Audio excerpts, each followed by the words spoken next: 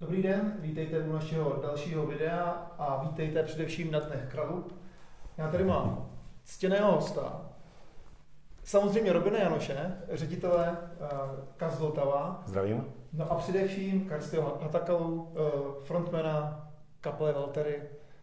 Waltari zahrají na Dnech Kralup a my jsme si řekli, že bychom mohli takhle prostřednictvím tebe, Robine, Kärtsyho vyspovídat. Milé rádi, tak pokusme se o to, snad budu dobrým tlumočníkem a dobře tady předtlumočím a přenesu Alešovi dotazy Kärtsymu a zpátek. Tak Kärtsy, často hrajete v České republice, je o vás známo, že tedy se vám tady velice líbí, tak co je tou hlavní příčinou, že se sem takhle rádi vracíte? It is well known that you play pretty often in the Czech Republic. What is the reason or purpose for you coming back? Don't ask me. Czech people just want us to play here. Neptejte se, jsou to český lidi, kteří si nás žádají, kteří chtějí, abychom... They always want us. I don't know why. Vždycky. Nevím proč, ale je to tak. You tell me the answer. Odpověz ty. Tak mě zajímá, nebo jestli si Kärtsy vzpomene, kdy tady vlastně Waltari hráli poprvé. Aleš would like to know if you recall what was the first time you played in the Czech Republic. Bylo to kolem alba So Fine? 93, 30 years ago in fact. 30 years ago we played first time. 30 years ago in July in a place called Vltavou in Prague, which was like an underground metal rock place at the time. And it was really occasion which stays in my mind forever because it was very hot day and it was capacity underground for 700 people and there was 1,400 people inside. Which was usual for the time. Yes, so it burst. Ano, milé rád. It didn't work. It was too hot. You know, we played like 15 minutes and we almost collapsed because there was no oxygen in the room. It was totally like chaos. Tak Aleši, Kärtsy si to velmi dobře pamatuje, protože na to má do dneška jako živou vzpomínku. Bylo to už přesně před 30 lety, bylo to v červenci roku 93 a bylo to k tomu albu, které zrovna si zmiňoval. So Fine tenkrát bylo akorát v hitparádách. Bylo to v Praze, v nějakém klubu, který už dneska asi neexistuje. Dvojnásobně překročili kapacitu 700 možných diváků. V klubu bylo úplně vydýcháno, po 15 minutách se nedalo hrát, nedalo se pokračovat. Great memory. Yes, it's something really to remember. And I think the first years in Czech in 90s was always that, oh, now we have to go again to Czech because there's no air conditioning in any fucking venue we're going to play. A protože jsme byli v 90kách, nebyla ještě klimatizace všude v Česku, bylo to opravdu jako pro ně vysilující. Since it's been getting much better, nowadays it's very professional and good, like everywhere, but 90s were wild time in Czech Republic, very wild time. Divoká léta. And we enjoyed that. Ano. Tak mě zajímá, v 90. letech se o tobě Kärtsy mluvilo, že když si poprvé navštívil Prahu, že jsi z ní byl tak okouzlen, že jsi v Čechách chtěl zůstat. Je to pravda? Is it true that in the 90s, when you visited Prague on your first occasions, you were so thrilled by the city that you were considering staying in Czech permanently? Yeah, I had even a girlfriend here, called Lenka Dusilova. Lenka Dusilová chodila s Kärtsym Hatakkou. When she was 18 years old. Výborně. Tu známe. Známe ji. She just had a performance here last year. Oh, yeah, right. She still comes Say hello around. to her. Jo? We are still sometimes in contact, but yeah. Stále udržují nějaké pouto a vědí o sobě, no. But then you know what is. I was still living in Helsinki and she was still living in Prague, so you know the distance relationship. It's not easy. You know? To těžké mít na dálku takové vztahy, ano. But we are still good friends. Stále spolukamarádi. So greetings to Lenka. Lenko, zdravíme, taky. Ahoj, na zdraví. Via internet. Skladba Atmosphere z alba Big Bang pojednává opravdu o Praze. Mě by zajímalo, kde Kärtsy sehnal vlastně, nebo se vzal ten námět na tuhletu skladbu. Atmosphere from Big Bang. Is it Prague related? Were you thinking It is. Prague It is. in In fact, it's the time when I was dating Lenka, and I was very busy in Europe and Finland all the time. And every time I came to Prague, I had nothing really to do here. And so I went to the local cafes, restaurants, hang around and watch the atmosphere of the place. And I got a kind of feelings about that. But I don't know in the end if a story was Prague or about myself. But what am I doing here? Yes. So of course it was about myself, you know. Of course I'm writing about myself. But I love Prague, you know. It's nothing about that. But it's it was a time for a young artist from Helsinki to grow up, you know, some directions. So it was a kind of mixed feelings between good and bad, you know. Byly tam smíšené pocity, dobré i horší objevování Prahy, Helsinčan, který má možnost najednou objevovat další země v Evropě a Praha byla tím místem, takže objevovali krásy, půvaby a tak to na něm nechávalo ty stopy, které jsou v té písnici zaznamenané.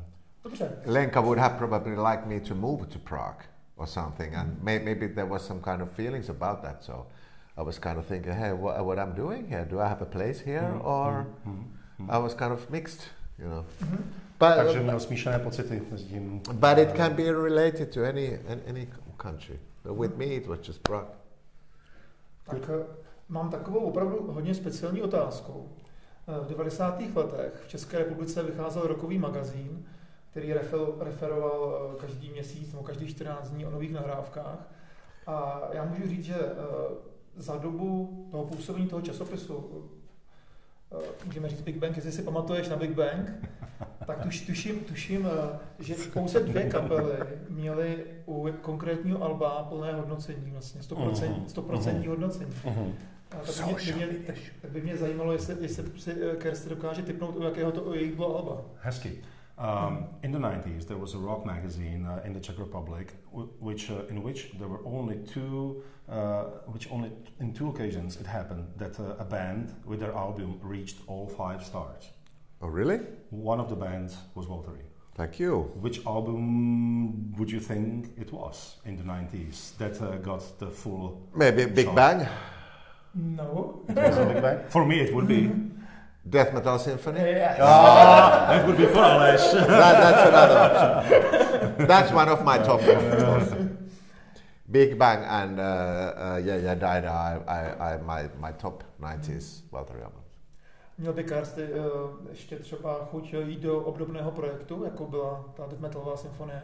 Would you be open to the idea of making something like Death Metal Symphony again? Anytime, but it needs some cash. Because these kind of projects are very expensive when you have a real symphony orchestra, you know. We can always go to home and do a symphony orchestra computer, but no, we want to have a real orchestra because we had it in Daida, so we need to have it the second time too. Je to velmi finančně náročné se na ten. The sound is much more bigger. A jak moc je, dejme tomu, náročné pro Waltari vůbec jako cestovat nebo řeknu i třeba tvořit, když ještě ostatní členové mají svoje kapely? How difficult do you find it to operate as Waltari when other members play in other bands as well? Is it time difficulties? Yeah, sometimes. Yeah. But I have also a solo career nowadays, so I also have to struggle with my own timetables. So maybe that's the reason we have been slowing a bit at the schedule of the albums. But we never had any idea of stopping. Because Waltari is, of course, you know, it's our deepest. Takže maximálně je to lehce přibrzdilo v tom, že nejsou už tak četní v té produkci těch alb, není to jako jak na běžícím pásu, kdy si pamatujeme, že prostě co rok to bylo nové album. Tak teď už každý na úkor těch svých projektů samozřejmě musel trošičku přibrzdit, ale stále jsou tvůrčí a stále hrajou i nové písničky, které zítra budou mít lidi taky možnost uslyšet. Ačkoliv jsem slyšel, že ten repertoár má být zaměřen právě na to nejlepší z té tvorby průřezem všech těch let. Takže. And that, of course, is a bit of the reason why the lineup has been changing a bit. A proto se i mění ty hráči v tom souboru. With some persons it's just been becoming too difficult. Někdy to prostě už to nebylo realizovatelné, už to bylo příliš obtížné. And because I'm a frontman and a singer, so I can't go. A někam nepůjdu, já to tady nevedu. Dobrý napise. Děkuju. Mě by ještě zajímalo, jakou pozici mají Waltari na finské scéně. Tak asi v krátkosti tohle. Would you be able to evaluate your standings in Finland on your scene locally? How do people perceive you? Popularitu asi tak, jako the popularity in Finland? Protože Finsko je spoustu skvělých metalových kapel. Because there's so many excellent metal bands. So where is Waltari these days in Finland? This is a very typical situation that you are not always a prophet on your own land, but on the other hand, I'm a very well-known person there, so everybody knows me. So usually it's very typical for a band that in your own city is the place where you can always walk in a peace, and because everybody knows you for decades, and right. And we are coming from the same stages. But it's I don't know. It's going depending on. But sure. But I'm a very public person there, and people always notice me. And I have a pretty much TV stuff there every now and then. And my personal profile is more higher there than maybe some other countries. Kärtsy už je velmi etablovaná známá osoba v rámci Helsineka, v rámci Finska, poněvadž na té scéně už prostě po spoustu let, takže lidi samozřejmě už velmi dobře vědí, s kým mají tu čest, na koho naráží. Ta popularita asi je v nějakých křivkách, asi to ovlivňují i věci třeba, kdo kdy vydá jaké album, nebo kdo jak víc koncertuje, ale na začátku té odpovědi on zmínil, že vlastně paradoxně to asi nebude Finsko, kde mají úplně tu největší slávu, ač jsou tam velmi dobře známí. But then on the other hand, for example, in Helsinki especially and Finland, we have more chance to, for example, put up the special shows with a lot of special guests, like from my fellow Finnish bands like Korpiklani, 69 Eyes, Apocalyptica, whoever. And it's impossible to bring that concert outside Finland because everybody's doing their own work all the time. So and these concerts are always very popular in Waltari in Finland then that we can have this special. Now for example we have 30 years coming up from our breakthrough album Torcha, and we will have shows with our classic 90s lineup and unfortunately only in Finland at this point, but they are sold out already. Sold out shows, so they are very popular. Congratulations, I had no wonder, no surprise. Yes. Ta odpověď je obsáhlejší, ale velmi logická. V tom Finsku oni vlastně tím, že mají spoustu těch konexí a jsou velmi už známí, tak dokážou, mají hodně dalších možností spolupracovat s dalšíma finskýma skvělýma kapelama, takže pak ty projekty se dají uskutečnit, ale zejména právě v těch Helsinkách nebo v tom Finsku, poněvadž cestovat zase s další kapelou, jako třeba zmiňoval Apokalyptiku nebo někoho dalšího, udělat turné někde dál by bylo zase velmi finančně náročné. Proto takovéhle speciální koncerty a sety jsou připravovány právě zase u nich. Tam bych se jel někdy podívat na to, teda velmi rád. But thinking about the general situation, I think we have always been traveling more outside Finland than in Finland. Všeobecně cestují víc mimo Finsko a hrajou víc mimo Finsko. It's been always like that, even in 90s. Zeptám se, jak moc těžké je pořád přicházet hudebně s něčím novým, protože Waltari byli proslulí tím, že vždycky každé album přinesli něco, co třeba posluchač nečekal. Tak jak je tohleto těžké vlastně přicházet dál a dál s novými crossovery v podstatě. How difficult is it, how challenging is it to always come up with something new? You've always been able to introduce new styles, new crossovers on your next albums. So you always had something new and some surprises for the listeners. How do you do that? I think it's very easy. It's very natural to me. To me it will be much more work to stick to doing the same stuff all over again because I would become bored.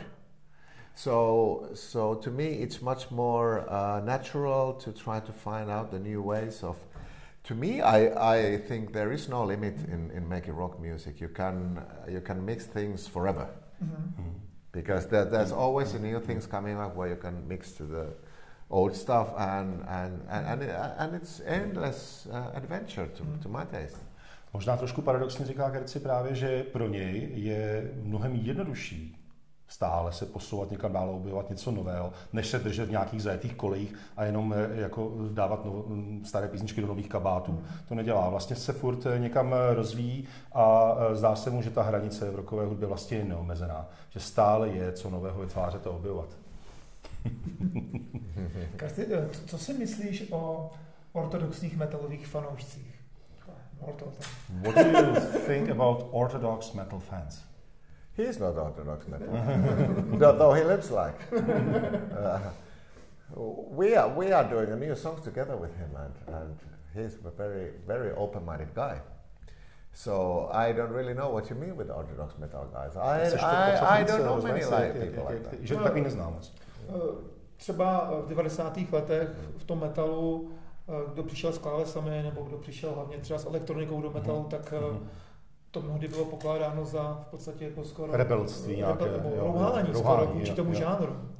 Klasickým. In the 90s, when somebody introduced keyboards to metal scene, it was a big no-no, right? Or it was a big surprise and shock. I know. So I don't understand why, because now everybody's doing that. Yeah. So it's I have never liked religions. I have never liked any isms. I think rock and roll is about freedom, and that's the kind of rock and roll I've been raised into. So it's Good. simple as that. You know, to me, the bands like Beatles or Metallica were very rebellious and mixing very many things together when they started. Things, yeah. So we just try to continue the same saga, and just moving ahead, you know. That's my rock and roll. Yeah. Jo, nevěří tomu, není na nějaké náboženství nebo nějaké izmy, takovým věcem vůbec neholduje. Prostě rock and roll je svoboda a musí se tak hrát a brát. Tam se podle jakého klíče současní Waltari sestavují koncertní playlist, protože těch kvalitních skladeb napříč časem je tady celá spousta.